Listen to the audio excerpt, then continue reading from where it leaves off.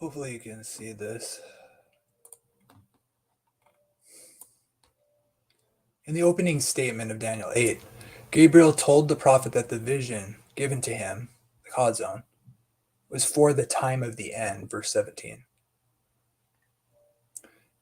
His explanation then began with the first element, the Persian ram, so starting in the second kingdom, verse 20, and continued down to its last element, the time factor of the evening mornings.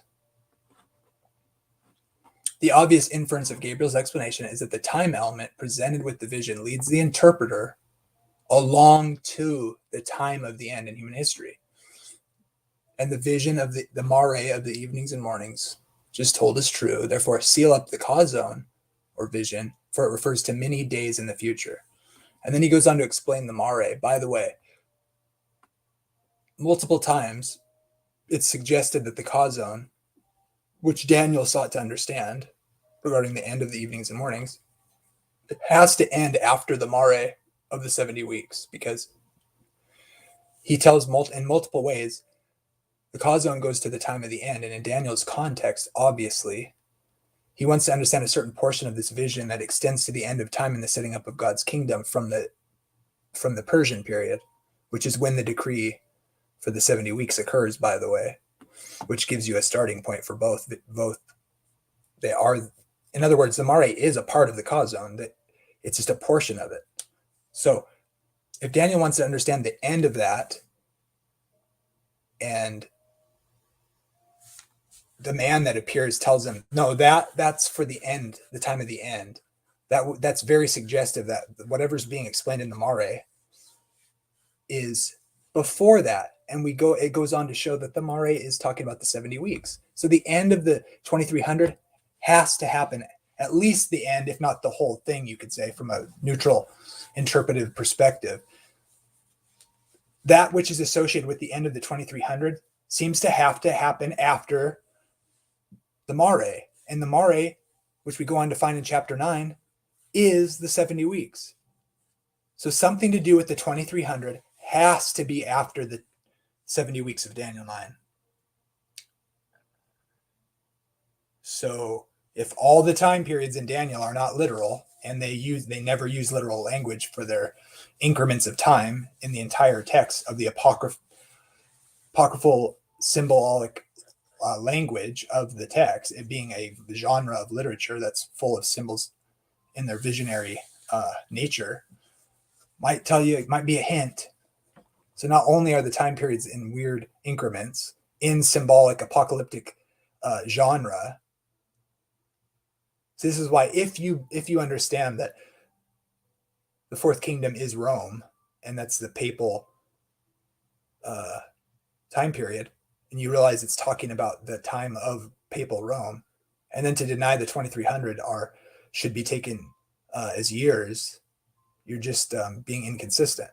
So the obvious inference of Gabriel's explanation is that the time element presented with the vision leads the interpreter to the time of the end in human history. It refers to many days in the future. Seal up the vision. The same point is brought out in explanation of the vision in Daniel 11 and 12. The final activities of the king of the north are described as occurring in the time of the end. At that time of the end, the king of the south shall attack him, and the king of the north shall come against him like a whirlwind with chariots, horsemen with many ships, and he shall enter the countries, overwhelm them, and pass through. At that time, what time? The time that's described at the end of chapter 11, all those things described, the great prince who stands watch over the sons of your people. There shall be a time of trouble, such as never was since there was a nation, even to that time. And at that time, your people shall be delivered. Everyone who are his people? Everyone found written in the book of life, or written in the book. And many of those who sleep, and it's the resurrection language. So it's clearly the end of history, the resurrection from the dead. So the time period of the vision, the time of the end is a period of time, the last period of time. So it has a starting point and an ending point, and it is the time of the end, a time period. So there's a starting point for the time of the end.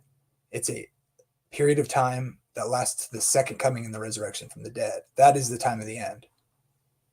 And Daniel 8 and 11 are thus connected in such a way that it's clearly using the language from Daniel 8 and Daniel 11. And at that time, Michael stands up, who is the prince of the host, who is another name for Christ, because he is the prince of the host and he is the prince of princes. Okay. So at that time, Michael stands up and delivers his living saints and resurrects his dead saints. The reference here is to the establishment of the final kingdom of God, and this occurs at the end of the time of the end. In other words, the time of the end is a period, the last period of time in history. Within that same time of the end, the prophecies of Daniel were to be unsealed, studied, and understood. But you, O Daniel, shut up the words and seal the book until the time of the end. And of course, this language is in chapter 8.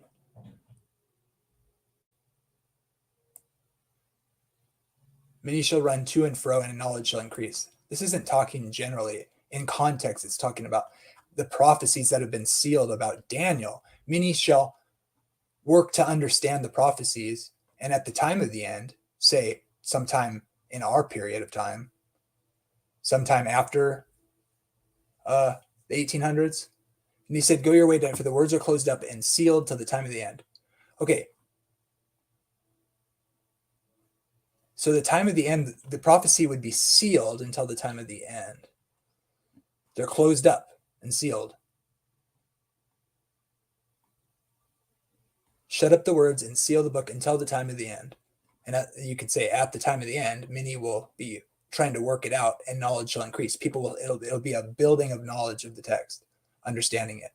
So if the time of the end, according to some, was Antiochus Epiphanes in the Grecian period before Christ was even born, even though the time of the end culminates and ends in the resurrection from the dead at the second coming of Jesus when Michael stands up, unless you don't believe in the resurrection from the dead, of course, then this says they're closed up until the time of the end. So if it is true that it's Antiochus in chapter 8, think about this. That was the majority view during that time and after Josephus, etc., and all the commentators. Well, then that has to be the time of the end, doesn't it? Because it was sealed up until the time of the end. So if everybody who said that in the first century was right, then it was no longer sealed, was it? And they were right about it. That has to be the time of the end.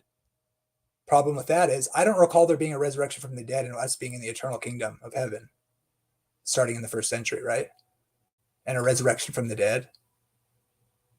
So unless the Bible's wrong, that the prophecy was sealed. So in other words, they have to be, if you believe in a resurrection from the dead and that the time of the end culminates in the actual return of Jesus and the resurrection from the dead, everybody has to be wrong in their interpretation in the past because it was sealed until the time of the end. If they're right about it, then that would, the Bible would indicate that was the time of the end, because it wouldn't be until the time of the end that the prophecies would be understood. And if the majority of interpreters were correct about the interpretation of these texts, then everything culminating in the resurrection from the dead, the king of the north, and how it ties to the one in Daniel 8, if it was really and that means also, by the way, Antiochus Epiphanes, if the sanctuary being cleansed before Jesus was even born, then that prophecy was the time of the end, and the time of the end was before Jesus was even born, which is blasphemy, obviously. These references in Daniel 11:40 and 12:4-9 indicate that the time of the end was to be a period of time that the prophetic time periods referred to in Daniel 8 and then 12 and 7 and 11 lead up to that final period. Since the prophecies in Daniel 7 and 8 and 10 through 12 all lead up to the time unto the time of the end, which is to be followed by the setting up of God's final kingdom, the time periods mentioned in these prophecies should naturally be seen as extending through history from Daniel's time, in other words, to the time of the end, which, remember, at that time, Michael stands up. It'll be a time of trouble, such as never was since there was a nation, and your people will be delivered. Who are your people? Everyone found written in the book. And then everyone who sleepeth in the dust shall awake, some to everlasting life, and to shame and everlasting contempt. By the way, the New Testament, talking about the resurrection from the dead, is based on this text. So if you believe in a resurrection from the dead, a literal resurrection from the dead and a literal return of the physical Jesus from heaven, then this has to be talking about an event that hasn't happened yet. But that ties it to Daniel 11, and Daniel 11 is tied to Daniel 8. So whatever's happening in Daniel 8 is talking about someone who is destroyed at the second coming. And of course, we see that in 2 Thessalonians 2. The man of sin, whom the Lord Jesus will destroy with the breath of his mouth and the brightness of his coming. The same time period Paul is telling his Christian audience who were confused about the resurrection and that the day of the Lord had already happened. Paul's saying it hasn't happened yet. Of course, this is after Jesus is ascended into heaven. It's in the new covenant period. Paul's saying this guy who's destroyed, the day of the Lord when Jesus returns, will not happen until a falling away occurs first, which was the papal church being corrupted, which was future in Paul's time, and it's past to our day, which tells you we're living in the time of the end. Should be in that sense, we're expecting of Jesus' return, but many people don't understand this. The dispensationalists have that idea, but for faulty reasons. So Paul's saying that man of sin, the man of lawlessness, who seeks to change times and laws from Daniel 7. Hey, look, guys, the day of the Lord can't come yet, so until the falling away happens. And that man will be destroyed at the day of the Lord when Jesus returns. But that can't even happen until the falling away happens first. What is the falling away? Well, the apostasy of the church, the apostasy of believers. So Paul doesn't seem to think the time of the end from Daniel's apocalyptic prophecies were Antiochus. And he seems to think that culminates in the return of Christ at the end of the time period called the time of the end, the last period of history after the great apostasy, culminating in the return of Christ and the resurrection from the dead, which is what the New Testament teaching gets it from Daniel 12. So if the New Testament is legitimate, we have to say that Daniel 12 is where they're getting this idea from. And that's connected to Daniel 11, which is connected to what's being described in Daniel 8, unequivocally, undoubtedly. So in the sweep of history described in these prophecies, that is from Daniel's time till Jesus returns, these prophecies that extend from the prophet's time in the 6th century BC to our time and beyond, namely our time and the time of the end until the return of Christ, the literal time periods of 3.5 and 6.5 years, that is the time times and half the time, or 6.5 being this 2300 evenings and mornings, which is about 6.5 years. Literal time periods of only 3.5 and 6.5 years are not capable of reaching anywhere near the final time of the end.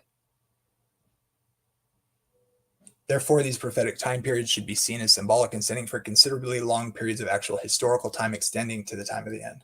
That is, the 1260, the 3.5 years, come in the New Covenant period. The 3.5 years, or the 1260 years, are periods, stretches of history within the great revision of the 2300 years, which do not culminate or come to an end until after the New Covenant period.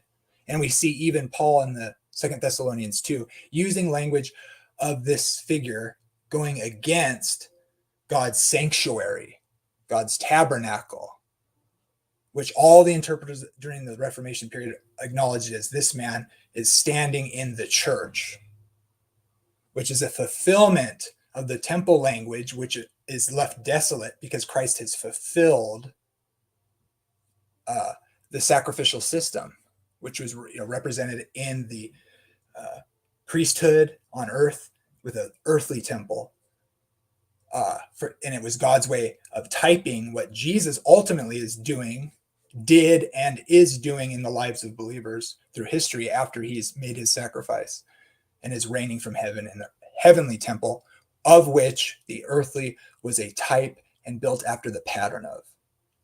So the New Testament writer has no problem applying the language of the figure from Daniel 8, which was written in the Old Covenant period, and uses the language of the earthly temple system, which was the system of the people coming to God, and applying that in the new covenant period at time which the temple was done away with on earth.